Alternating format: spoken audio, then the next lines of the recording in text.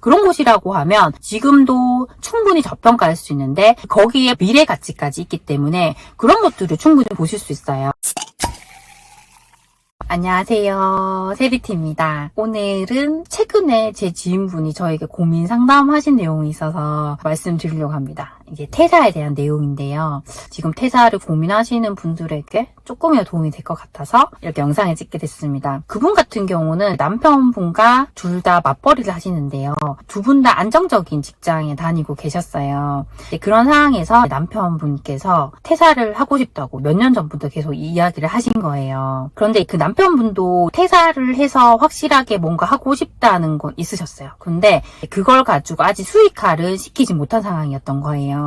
그런 과정에서 그렇게 남편이 이야기를 하니까 배우자께서는 그 남편이 그렇게 간절하게 회사 생활도 너무 힘들어하고 자기가 하고 싶은 게 있으니까 그 의견을 존중을 해주고 싶은 거예요. 그런데 고민은 되니까 저한테 이야기를 하셨어요. 그분이 대략적으로 계획을 하고 계신 건 어떤 거냐면 지금 현재 수도권에 집을 한 채 갖고 계세요. 현재는 그 집에서 실거주를 하고 계시는데 그 집을 전세를 주게 되면 전세 보증금을 받게 돼요. 전세 보증금으로 4억 정도를 받을 수 있다고 하셨어요. 그리고 본인들은 전세로 가거나 월세로 가서 살면서 투자를 하겠다고 하셨어요. 근데 이 투자도 부동산 투자가 아니라 주식이나 코인 같은 투자를 해서 수익을 낼 것이다 라고 얘기를 하더라고요. 저는 부동산 투자를 하는 사람이잖아요. 제 입장에서 조금 조언을 해드렸습니다. 그게 무엇이었냐면 우선 첫 번째로 전세로 가지 말고 월세로 가라고 했어요. 왜냐하면 만약에 전세로 가게 되면 이 전세 자금으로 이렇게 돈이 묶이게 되잖아요. 아니면 우리가 전세 자금 대출을 받을 수도 있지만 그렇게 되면 또 집을 늘리는 데 있어서 제약이 생겨요. 집을 늘리게 되면 전세 대출이 회수가 되잖아요. 그런 상황들이 있기 때문에 만약에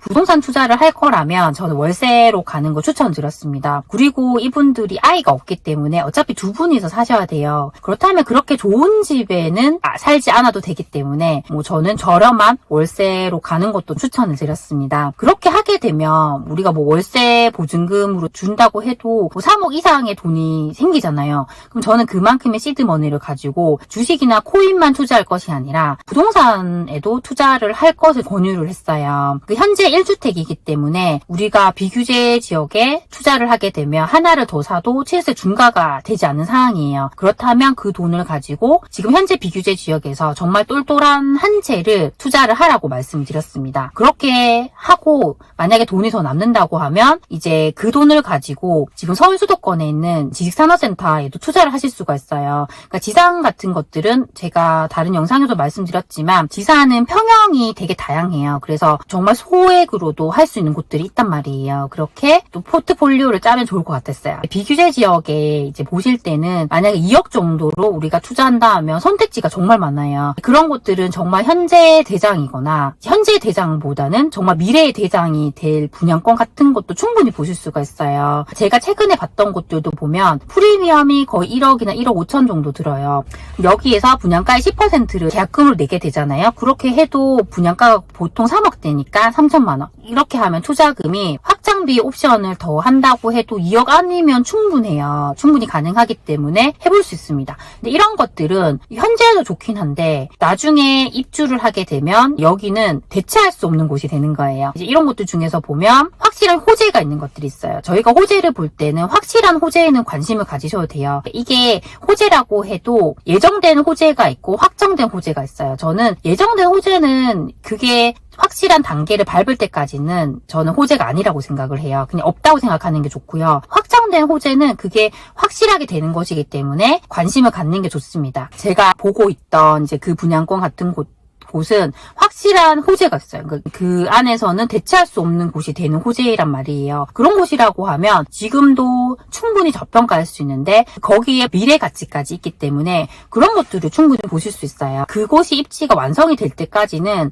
기존의 구도심에 비해서는 불편하잖아요. 그래서 수요가 그렇게까지 안 몰릴 수 있는데 이게 완성이 됨에 따라서 그 수요가 확실히 더 많이 몰리게 된단 말이에요. 그래서 그런 곳들을 충분히 투자할 수 있기 때문에 저는 보셨으면 좋겠더라고요. 있잖아요. 지방에 있는 비규제 지역에 똘똘한 한 채를 투자를 하게 되면 내가 두 채를 갖게 되는 거잖아요. 그렇게 하고 이제 지산 투자를 하시는 거예요. 그런데 저희가 지산을 볼 때도 이것을 뭐 시세 차익형으로 보실 수 있고 수익형으로 보실 수 있는데요. 이제 이분 같은 경우는 남편이 퇴사를 하게 되면 배우자만 돈을 벌게 되잖아요. 그럼 저는 시세 차익형보다는 수익형으로 보는 게 좋다고 말씀드렸어요. 그래서 지산을 선택을 하실 때도 좀 더 월세가 많이 들어오는 상품들이 있어요. 그런 거 선택을 한다면 충분히 한 분이 퇴사를 해도 어느 정도 해지가 되기 때문에 그렇게 하는 게 좋겠다고 조언을 드렸습니다. 저도 이렇게 원래 맞벌이를 하다가 퇴사를 해보면서 느낀 게 뭐냐면 둘 다 이렇게 그냥 직장에 다니는 것보다는 한 사람이라도 이렇게 퇴사를 해서 좀 더 불안정한 일을 하는 것도 괜찮은 것 같아요. 제 입장에서는 그래도 남편이 직장에서 고정적으로 이렇게 돈을 벌어주잖아요. 그렇게 하니까 제가 생계 걱정을 안 해도 되니까 그런 면에서 좀 더 안정적으로 저도 일을 할 수가 있는 거예요. 저는 좀 더 불안정한 일을 하는데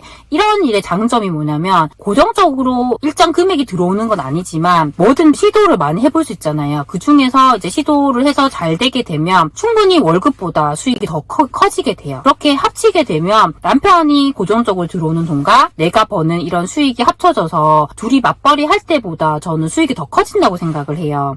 그런 관점으로 본다면 이제 두 분 중에서 한 분이 이렇게 확실히 내가 하고 싶은 일이 있다고 하면 퇴사를 해서 수익을 좀 더 크게 늘려가는 방법도 좋을 것 같습니다. 그런데 이때 신중해야 할 게 뭐냐면 퇴사한 이후에 그 대비책은 미리 마련해 두시는 게 좋을 것 같아요. 지금 생각에서는 내가 직장일이 너무 힘드니까 그냥 퇴사를 해서 확실하게 수익을 만들어 가야겠다 이렇게 생각할 수가 있어요. 그런데 막상 퇴사를 하게 되면 더 막막해질 수가 있습니다. 왜냐하면 내가 생각을 했던 것보다 일이 잘 안 풀릴 수가 있어요. 그래서 그런 상황이 있기 때문에 지금 아무리 직장 생활이 힘들다고 해도 시간을 좀 쪼개가지고 미리 내가 어떻게 수익을 낼지 그 구체적인 방법들을 만들어 놓고 퇴사를 하시면 훨씬 더 직장 이후의 삶이 더 좋을 거라고 생각을 합니다. 그래서 이제 퇴사를 고민하시는 분들은 그렇게 하셨으면 좋겠고요. 우리가 투자를 할 때도 주식이나 코인 투자도 있지만 부동산 투자도 있잖아요. 그 하나에 치중하기보다는 이 두 가지를 병행해 나가는 것도 확실히 좋은 것 같아요. 이 두 가지도 각자의 장점과 단점이 있잖아요.